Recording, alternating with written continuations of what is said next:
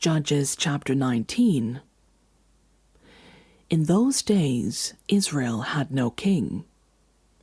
Now a Levite who lived in a remote area in the hill country of Ephraim took a concubine from Bethlehem in Judah.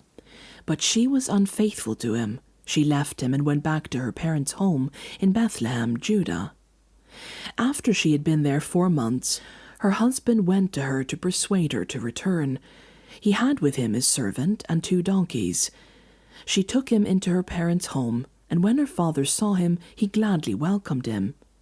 His father-in-law, the woman's father, prevailed on him to stay, so he remained with him 3 days, eating and drinking and sleeping there.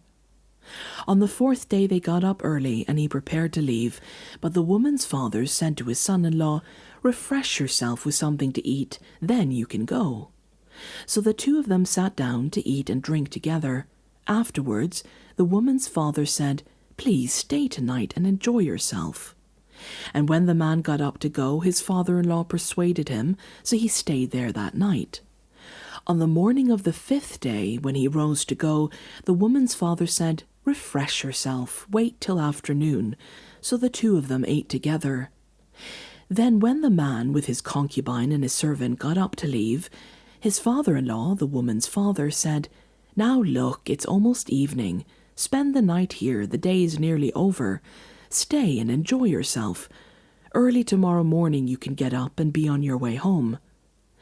But unwilling to stay another night, the man left and went towards Jebus, that is, Jerusalem, with his 2 saddled donkeys and his concubine.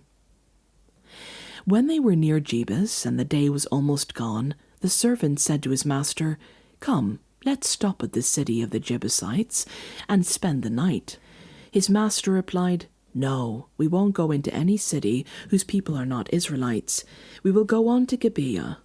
He added, "Come, let's try to reach Gibeah or Ramah and spend the night in one of those places." So they went on, and the sun set as they neared Gibeah in Benjamin. There they stopped to spend the night. They went and sat in the city square, but no one took them in for the night. That evening an old man from the hill country of Ephraim, who was living in Gibeah, the inhabitants of the place were Benjamites, came in from his work in the fields. When he looked and saw the traveller in the city square, the old man asked, "Where are you going? Where did you come from?" He answered, "We are on our way from Bethlehem in Judah to a remote area in the hill country of Ephraim, where I live. I have been to Bethlehem in Judah, and now I am going to the house of the Lord. No one has taken me in for the night. We have both straw and fodder for our donkeys, and bread and wine for ourselves, your servants. Me, the woman, and the young man with us. We don't need anything." "You are welcome at my house," the old man said. "Let me supply whatever you need, only don't spend the night in the square." So he took him into his house and fed his donkeys. After he had washed their feet, they had something to eat and drink. While they were enjoying themselves, some of the wicked men of the city surrounded the house.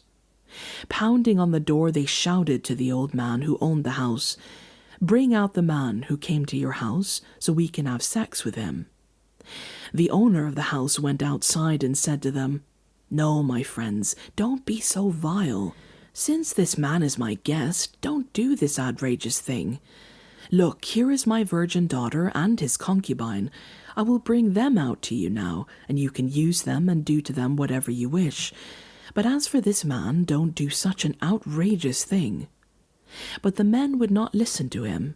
So the man took his concubine and sent her outside to them, and they raped her and abused her throughout the night, and at dawn they let her go. At daybreak the woman went back to the house where her master was staying, fell down at the door, and lay there until daylight.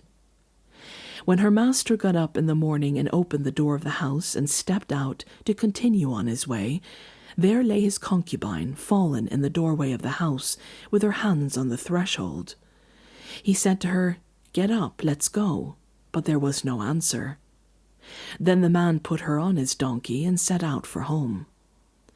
When he reached home, he took a knife and cut up his concubine, limb by limb, into 12 parts, and sent them into all the areas of Israel. Everyone who saw it was saying to one another, "Such a thing has never been seen or done, not since the day the Israelites came out of Egypt. Just imagine, we must do something, so speak up."